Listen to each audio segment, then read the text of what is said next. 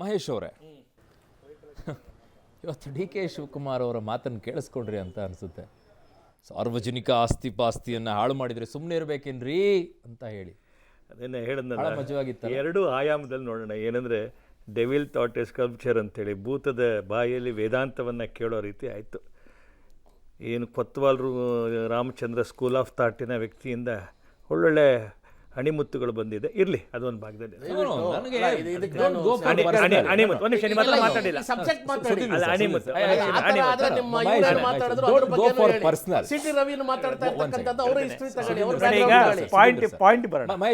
ನಾನು ಹೇಳೋದಿಷ್ಟು, don't go for personal. ನಾನು ಹೇಳೋದು ಅವ್ರು ಹೇಳಿರುವಂತ ಹೇಳಿಕೆ ಬೇರೆ ಸಂದರ್ಭಗಳಲ್ಲಿ ಅದಕ್ಕೆ ಟಚ್ ಆಗೋದಿಲ್ಲ. ಕೆಲವು ಬೇಕಾಗಿರೋ ಸಂದರ್ಭಗಳಲ್ಲಿ ಮಾತ್ರ ಈ ಹೇಳಿಕೆಗಳು ಯಾಕೆ ಬರುತ್ತೆ ಅನ್ನೋದು ನನಗೆ ಕರೆಕ್ಟ್. ಒಳ್ಳೆ ಪ್ರಶ್ನೆ ಕೇಳಿದರೆ, ಪ್ರಾರಂಭದ ಮಾತಲ್ಲಿ ಹೇಳ್ತಾ ಕನ್ನಡದ ವಿಚಾರವಾಗಿ ಕನ್ನಡದ ಬದ್ಧತೆಯನ್ನು, ಕನ್ನಡದ ಸಾರ್ವಭೌಮತೆಯನ್ನು ಸದಾ BJP ಬೆಂಬಲಿಸುತ್ತೆ.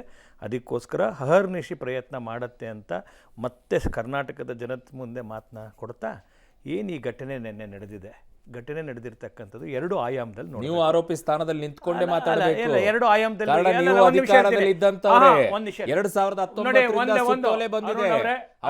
ಪಾಲನೆ ಮಾಡಬೇಕು. ಯಾವುದಾದ್ರು ಒಂದು ಪೊಲಿಟಿಕಲ್ ಪಾರ್ಟಿ ಪ್ರಾದೇಶಿಕ ರಾಷ್ಟ್ರವಾದ ಅಂತ, ಟೆರಿಟೋರಿಯಲ್ ನ್ಯಾಷನಲಿಸಮ್ ಅಂತೇಳಿ ನಾವು 1968ನೇ ಇಸ್ವಿ ಒಳಗಡೆ ರಾಜ್ಯದಲ್ಲಿ ಭಾಷೆಗೆ ಪ್ರಾತಿನಿಧ್ಯ ಕೊಡಬೇಕು ಅಂತ ತೆಗೆದುಕೊಂಡಂಥದ್ದು. ಮೊನ್ನೆ ಮಾಡಿದಂಥ ನ್ಯೂ ಎಜುಕೇಷನ್ ಪಾಲಿಸಿ ಒಳಗಡೆನೂ ಕೂಡ ಮಾತೃಭಾಷೆ ಮತ್ತು ವೈದ್ಯಕೀಯ ಶಿಕ್ಷಣ ತನಕ ಇಂಜಿನಿಯರಿಂಗ್ ಶಿಕ್ಷಣನೂ ಕೂಡ ಆ ಮಾತೃಭಾಷೆಯಲ್ಲಿ ದೊರಕಬೇಕು ಅಂತ ಈಗಾಗಲೇ ಪ್ರಯತ್ನ ಆಗಿದೆ.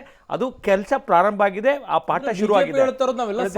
ಕನ್ನಡ ಭಾಷೆ ಬಗ್ಗೆ ಈಗ ಪಾಯಿಂಟ್ ಬರೋಣ, ಒಂದು ಪಾಯಿಂಟ್ ಬರೋಣ. ಈಗೇನು ನಿನ್ನೆ ಕನ್ನಡ ಹೋರಾಟಗಾರರು ಕನ್ನಡದ ಈ ವಿಚಾರವಾಗಿ ಇಟ್ಕೊಂಡು ಹೋರಾಟವನ್ನು ಮಾಡಿದ್ರು, ಈ ಸರ್ಕಾರ ಅದನ್ನು ಸಂವೇದನೆಯಿಂದ ಅದನ್ನು ಗ್ರಹಿಸಿ ಅದನ್ನು ಸರಿ ಮಾಡ್ಬೋದಾಗಿತ್ತು. ಸರ್ಕಾರ ಏನು ಮಾಡ್ತು ಅಂತಂದು ಇದರಲ್ಲಿ ಕಳೆದ 6 ತಿಂಗಳಲ್ಲಿ ಕರ್ನಾಟಕ ರಾಜ್ಯದಲ್ಲಿ ಸರ್ಕಾರ ಅನ್ನೋದು ಇದೆ ಅಂತ ನನಗಂತೂ ಅನ್ನಿಸ್ತಾ ಇಲ್ಲ. ಈ ಇಡೀ ಘಟನೆ ನೋಡಿದಂಥ ಸಂದರ್ಭದಲ್ಲಿ ಸಿದ್ದರಾಮಯ್ಯ ಮತ್ತು DK ಶಿವಕುಮಾರ್ ಮಧ್ಯೆ ನಡೀತಾ ಇರ್ತಕ್ಕಂಥ ಮೇಲೆ ಆಟ ಅಂತ ಅನಿಸುತ್ತೆ. ಇದು ಅದಕ್ಕೂ ಏನು ಸಂಬಂಧ? ಹೇಗೆ ಹೇಳ್ತೀನಿ. ಏನು ನಾರಾಯಣಗೌಡರು ಮಾತನಾಡ್ತಾ, ನಾವು ಈ ಸರ್ಕಾರವನ್ನು ತಂದ್ವಿ, ಅವರು ಸಿದ್ದರಾಮಯ್ಯನವರ ಬಗ್ಗೆ ಅವರು ಅನೇಕ ಮಾತುಗಳನ್ನು ಹೇಳೋದ್ರಲ್ಲಿ ಸಹಾಯ ಮಾಡಿದ್ವಿ, ಅನೇಕ ಮಾತನ್ನು ಮಾಡಿದರು. ಇಡೀ ಬೆಂಗಳೂರಿನ ಈ ಸಂಬಂಧಪಟ್ಟಂಥ ನಡೆದಂಥ ಘಟನೆಗಳು, ಒಂದು ಕಡೆ ಕಾಂಗ್ರೆಸ್ನವರು ಬ್ರ್ಯಾಂಡ್ ಬೆಂಗಳೂರು ಮಾಡ್ತೀವಿ, ಅದಕ್ಕೆ ಸಂಬಂಧಪಟ್ಟಂಥ ಮಂತ್ರಿ 1-1.5 ಲಕ್ಷ SMS ತೆಗೆದುಕೊಳ್ತಾರೆ. ಬೆಂಗಳೂರನ್ನು ಇಡೀ ಜಗತ್ತಿನಲ್ಲಿ ದೊಡ್ಡ ದೇಶ ಈ ಥರ ಮಾಡ್ತೀವಿ ಅಂತ ಒಂದು ಕಡೆ ಪ್ರಯತ್ನ ಮಾಡ್ತಾರೆ. ಒಂದು ಕಡೆ ಕನ್ನಡ ಹೋರಾಟಗಾರರನ್ನು ತೆಗೆದುಕೊಂಡು ನಿಮ್ಮದೇನಿದೆ ಹಾವಲ್ ಏನಿದೆ, ನಿಮ್ಮ ಹಾವಲನ್ನು ನಾವು ಅದನ್ನು ಸರಿ ಮಾಡೋ ಅಂಥದ್ದು ಇದೇನಿಲ್ಲ. ಇವತ್ತು ಸುಗ್ರೀವಾಜ್ಞೆ ಮಾಡಿದ್ರಲ್ಲ, ಇದನ್ನು ಅರ್ಧ ಗಂಟೆಯಲ್ಲಿ ಎಕ್ಸಿಕ್ಯೂಷನ್ ಮಾಡುವಂಥ ಕೆಲಸ. ಇದೇನು ರಾಕೆಟ್ ಸೈನ್ಸ್ ಏನಿರಲಿಲ್ಲ. ಏನು ನೀವು ಯಾಕೆ ಮಾಡಲಿಲ್ಲ? ಒಂದು ವಿಷಯ ಹೇಳ್ತೀನಿ, ನೀವು ಅಧಿಕಾರದಲ್ಲಿದ್ದಾಗ ಯಾಕೆ ಮಾಡಲಿಲ್ಲ? ನಿಮಗೆ ಹಿಂದಿ ವ್ಯಾಮೋಹ, ಎಲ್ಲಿ ಹಿಂದಿ ವ್ಯಾಮೋಹ, ಕನ್ನಡ ಪ್ರೀತಿ ಇದ್ದಿದ್ರೆ ನೀವೇ 2019 ಸುತ್ತೋಲೆ ಬಂದಾಗ ನೀವೇ ಜಾರಿ ಮಾಡಿಸ್ತಾ ಇದ್ದೀರಿ. ಇಲ್ಲಿ ಕೇಳಿ ಸರ್, ಹಿಂದಿ ಬಗ್ಗೆ ಖಂಡಿತವಾಗ್ಲೂ ಹಿಂದಿ ರಾಷ್ಟ್ರ ಭಾಷೆ. ಕನ್ನಡನ ಬಲಿ ಕನ್ನಡ ಎಲ್ಲಿದೆ? ಇದೇ ಹೇಳೋದು ಬಿಜೆಪಿ ಅವರಿಗೆ, ಹಿಂದಿ ಮೇಲೆ ಕನ್ನಡವನ್ನ ರಾಷ್ಟ್ರ ಭಾಷೆ ಮಾಡ್ರಿ. ಯಾರು ಬಿಡ ನನ್ನ ಭಾಷೆಯನ್ನು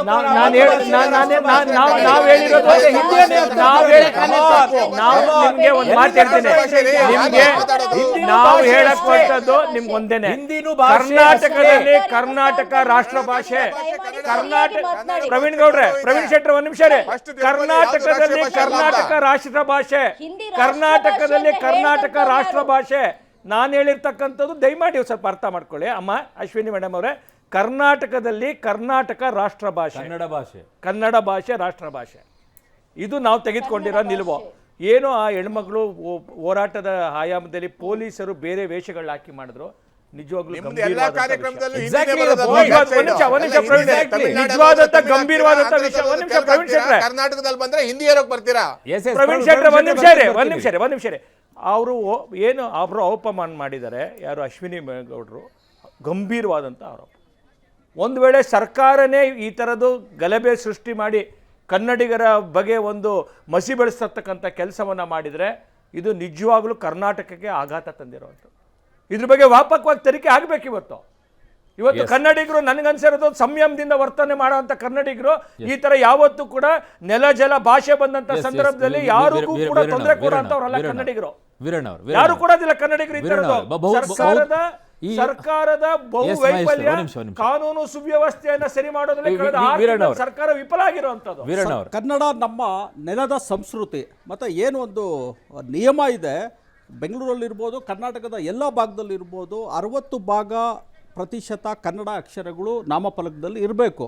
ಖಂಡಿತವಾಗ್ಲೂ ಇವತ್ತು ನೋಡಿದ್ರೆ ಎಲ್ಲೋ ಆಡಳಿತ, ಸ್ಥಳೀಯ ಆಡಳಿತ ಇರ್ಬೋದು, ರಾಜ್ಯ ಸರ್ಕಾರ ಇರ್ಬೋದು, ನಿದ್ದೆ ಮಾಡೋ ಸ್ಥಿತಿಯಲ್ಲಿದೆ ಅಂತ ಕಾಣಿಸ್ತಾ ಇದೆ. ಯಾಕಂದರೆ ಇವರು ಅಧಿಕಾರಿಗಳು ಸುಮ್ಮನೆ ಇದ್ದಾರೆ, ಫಾಲೋ ಮಾಡ್ತಾ ಇಲ್ಲ.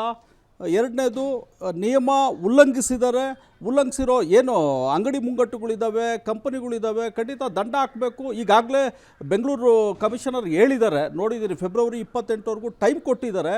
ಆ ಸಮಯದಲ್ಲಾದರೂ ಇದೆಲ್ಲ ಬದಲಾವಣೆ ಆಗಬೇಕು. ಬದಲಾವಣೆ ಮಾಡಲಿಲ್ಲ ಅಂದರೆ ಕಟ್ಟುನಿಟ್ಟಿನ ಕಾನೂನು ಕ್ರಮ ಸ್ಥಳೀಯ ಆಡಳಿತ ಇಲ್ಲ ರಾಜ್ಯ ಸರ್ಕಾರದಿಂದ ತಗೋಬೇಕು. ಈ ನಿಟ್ಟಿನಲ್ಲಿ ಏನು ಕನ್ನಡ ಸಂಘಟನೆಗಳು ಮತ್ತು ಕಾರ್ಯಕರ್ತರು, ಕನ್ನಡ ರಕ್ಷಣಾ ವೇದಿಕೆ ನಾರಾಯಣ ಗೌಡರು ಒಂದು ಕಿಚ್ಚು ಹಚ್ಚಿದ್ದಾರೆ. ಖಂಡಿತವಾಗ್ಲೂ ನಾನು ಅವ್ರಿಗೆಲ್ಲ ಅಭಿನಂದನೆ ಸಲ್ಲಿಸೋದಕ್ಕೆ ಈ ಸಮಯದಲ್ಲಿ ಇಷ್ಟಪಡ್ತೀನಿ. ಆದರೆ ಒಂದು ಕಾನೂನು ಕ್ರಮನ ಕೈಗೆ ಎತ್ಕೋಬಾರ್ದು, ಸಾರ್ವಜನಿಕ ಆಸ್ತಿ ಪಾಸ್ತಿನ ಹಾನಿ ಮಾಡಬಾರ್ದು. ಅದನ್ನು ಯಾಕಂದರೆ ಇವತ್ತು ನಾವು ಗ್ಲೋಬಲ್ ಪೊಸಿಷನ್ನಲ್ಲಿ ಬೆಂಗಳೂರು ಕೂಡ ಟಾಪ್ ರ್ಯಾಂಕಿಂಗಲ್ಲಿ ಇದ್ದೀವಿ. ಎಲ್ಲರೂ ನಮ್ಮನ್ನು ನೋಡ್ತಾ ಇರ್ತಾರೆ, ಎಲ್ಲರಿಗೂ ಇಲ್ಲಿ ಅವಕಾಶ ಕೊಡಬೇಕು. ಅದೇ ರೀತಿ ನಾವು ಕಾನೂನನ್ನು ಗೌರವಿಸಬೇಕು, ಕಾನೂನು ಉಲ್ಲಂಘನೆ ಮಾಡಬಾರ್ದು. ನಮ್ಮ ಕನ್ನಡ ಭಾಷೆಗೆ ಅಷ್ಟೇ ಯಾಕೆ ಅಲ್ಲ, ಎಲ್ಲ ವಿಷಯದಲ್ಲೂ ಹೋರಾಟಕ್ಕೆ ಎಲ್ಲ ವಿಷಯದಲ್ಲೂ ಕಮಾನ್ ವೀರಣ್ಣ ಅವರೇ, ಕನ್ನಡ ಭಾಷೆ ವಿಚಾರದಲ್ಲಿ ಹೋರಾಟ ಮಾಡಿದಾಗ ಮಾತ್ರ ಸಾರ್ವಜನಿಕ ಆಸ್ತಿ ಪಾಸ್ತಿ ನೆನಪಾಗುತ್ತೆ ನಿಮಗೆ. ಇಲ್ಲ, ಬೇರೆ ಸಂದರ್ಭದಲ್ಲಿ ಸಾರ್ವಜನಿಕ ಆಸ್ತಿಯನ್ನು ಹಾಳು ಫೆಬ್ರವರಿ ಮಾಡಿದಾಗ 28 ಕಾಲಾವಕಾಶ ಕೊಟ್ಟ ಆದ್ಮೇಲೂ ಆಸ್ತಿ ಪಾಸ್ತಿ ಹಾಳು ಮಾಡೋದು ಒಳ್ಳೆಯದಲ್ಲ. ನೋಡಿ, ಕನ್ನಡ ಅಭಿವೃದ್ಧಿ ವಿಶ್ವ